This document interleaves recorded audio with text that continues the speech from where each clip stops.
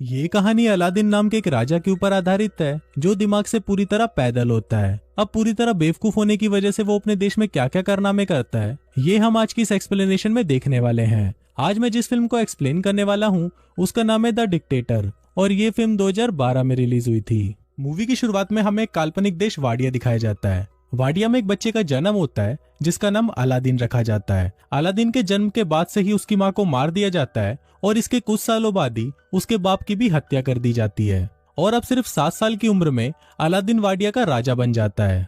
इसके बाद सीन यहीं कट होता है और हम कुछ साल बाद का सीन देखते हैं जहाँ अलादीन अब बड़ा हो चुका है। अलादीन अपने बाप की तरह ही सनकी और पागल है और उसके मन में जो आता है वो वही करता है। वो अपने देश में ओलंपिक गेम्स रखवाता है जिसमें वो खुद भी हिस्सा लेता है। फिर गेम के दौरान अगर कोई उससे आगे निकल जाता है तो अलादीन उसे गोली मार देता है और खुद वो गेम जीत जाता है और इसी तरह वो ओलंपिक में 14 गोल्ड मेडल जीत जाता है। इसके बाद अलादीन अपने महल के बाहर आता है और अपनी प्रजा को बोलता है कि जल्दी ही पूरी दुनिया हमारे आगे घुटने टेकेगी। हम जल्दी ही न्यूक्लियर वेपन तैयार कर लेंगे, पर किसी पर हमला करने के लिए नहीं बल्कि शांति बनाए रखने के लिए। और ये बोलते ही वो हंसने लग जाता है। इसके बाद अलादीन अपने न्यूक्लियर रिसर्च सेंटर में जाता है और वहां पर वो अपने चाचा तामीर से मिलता है। फिर वो दोनों अंदर जाते हैं और वहां अलादीन देखता है कि उसकी मिसाइल बहुत ही छोटी बनी है। अब ये देखकर अलादीन को बहुत गुस्सा आ जाता है और वो अपने साइंटिस्ट नदाल को बुलाने के लिए बोलता है। पर इस पर बाकी के साइंटिस्ट उसे बताते हैं कि जब आप पिछली बार यहाँ पर आए थे तो आपने नदाल को मरवा दिया था। अलादीन को इस बारे में कुछ याद नहीं होता, पर जब वो अपने दिमाग पर जोर डालता है तब उसे याद आता है कि जब वो 2 साल पहले यहाँ पर आया था तो उसने अपने साइंटिस्ट नदाल को मरवा दिया था।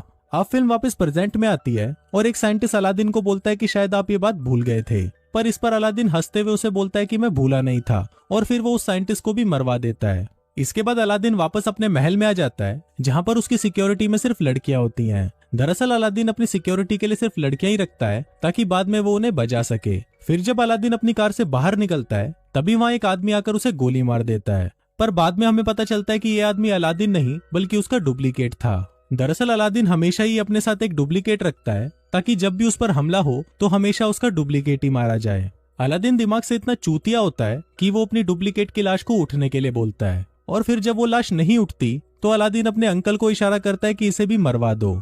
फिर अलादीन के वहां से जाते ही उसके चाचा तामीर किसी को फोन करते हैं और उसे बोलते हैं कि अलादीन इस बार भी बच गया और अब हमें उसके जैसे दिखने वाले किसी और को ढूंढना होगा जो हमारा काम कर सके।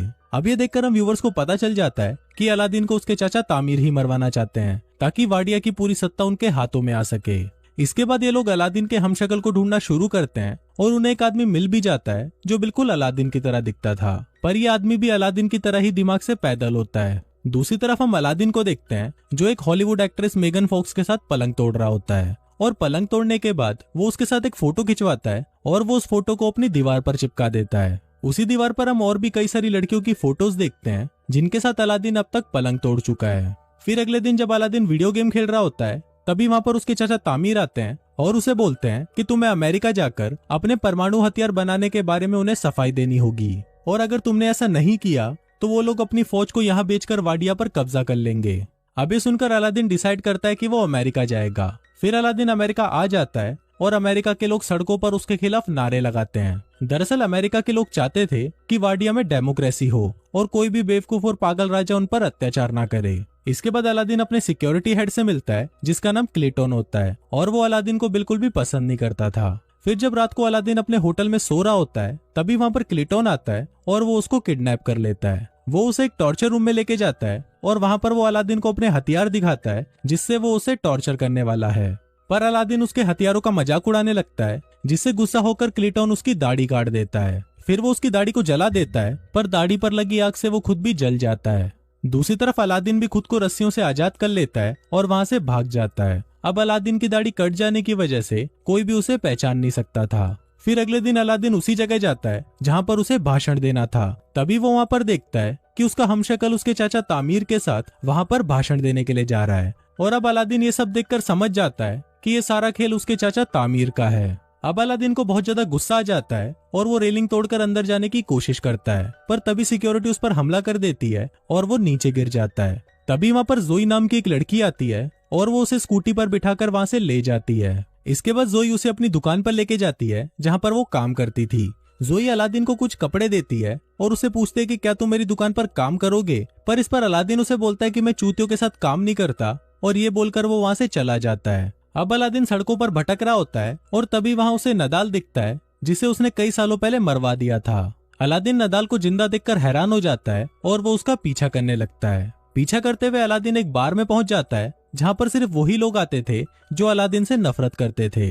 तभी वहाँ पर काम करने वाला एक आदमी अलादीन को पहचान लेता है और वो सभी को बता देता है कि ये अलादीन है। दरअसल उस बार में जितने भी लोग थे उन सभी को अलादीन ने मरवा दिया था, पर उनमें से कोई भी मरा नहीं था और वो सब भागकर अमेरिका आ गए थे। इसके बाद वो सभी अलादीन को पकड़ लेते हैं और उसे मारने की कोशिश करते हैं। वो अलादीन को टपकाने ही वाले होते हैं कि तभी वहाँ पर नदाल आ जाता है और उन सभी को बोलता है कि ये मेरा कजन है। दरअसल यहाँ पर नदाल ने अलादीन को पहचान लिया था। इसके बाद नदाल उससे पूछता है कि तुम यहाँ पर क्या कर रहे हो, तो अलादीन उसे बताता है कि उसके चाचा तामिर ने उसे धोखा दिया और वो वाडिया पर कब्जा करना चाहते हैं। फिर अलादीन नदाल को बोलता है कि तुम्हें मेरी हेल्प करनी होगी, जिस पर नदाल मान तो जाता है, पर वो उसे बोलता है कि मुझे मेरी नौकरी वापस चाहिए, जिस पर अलादीन भी मान जाता है। फिर अगले दिन अलादीन और नदाल उस होटल के पास जाते हैं जहाँ पर अलादीन का हमशक्ल रहता है। तभी वहाँ पर अलादीन जोई को देखता है और उससे छुपने लगता है। फिर नदाल उसे पूछता है कि तुम ऐसा क्यों कर रहे हो, तो अलादीन उसे बताता है कि मुझे वो लड़की बिल्कुल भी पसंद नहीं है, जिस पर नदाल उसे बोलता है कि अगर तुम इस लड़की को जानते हो तो उसकी मदद से हम इस होटल में आसानी से पहुंच सकते हैं। अब अलादीन ना चाहते हुए भी जोई की शॉप में काम करने लगता है, पर वहाँ पर वो ढंग से काम करने की बजाय सभी चीजों को बिगाड़ देता है। फिर अलादीन को नदाल का कॉल आता है और वो उसे बताता है कि मैंने सारा प्लान बना लिया है। हम कैंटीन के सामान के बहाने से उस होटल में जाएंगे और वहाँ पर नकली अलादीन को हटाकर उसकी जगह असली अलादीन को ले आएंगे।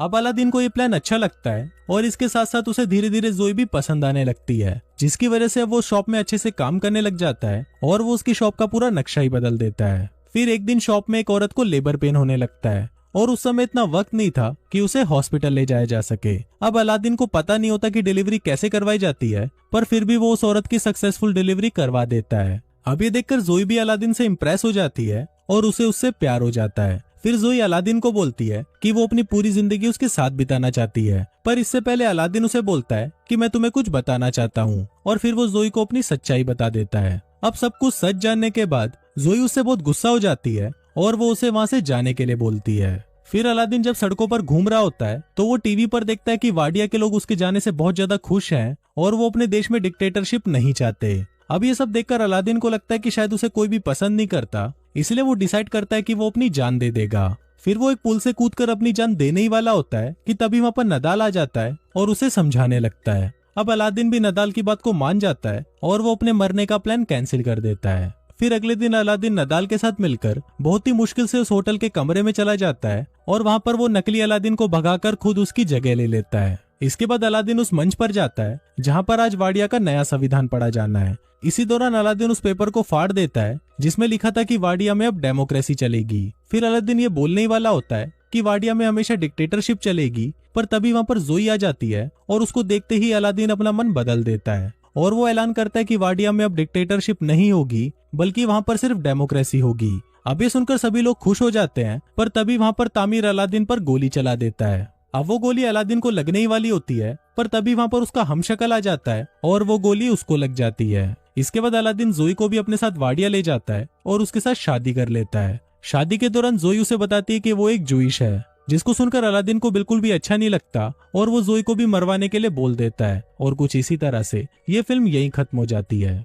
को सब्सक्राइब करें और बेल नोटिफिकेशन को प्रेस करना ना भूलें। तब तक के लिए टाटा।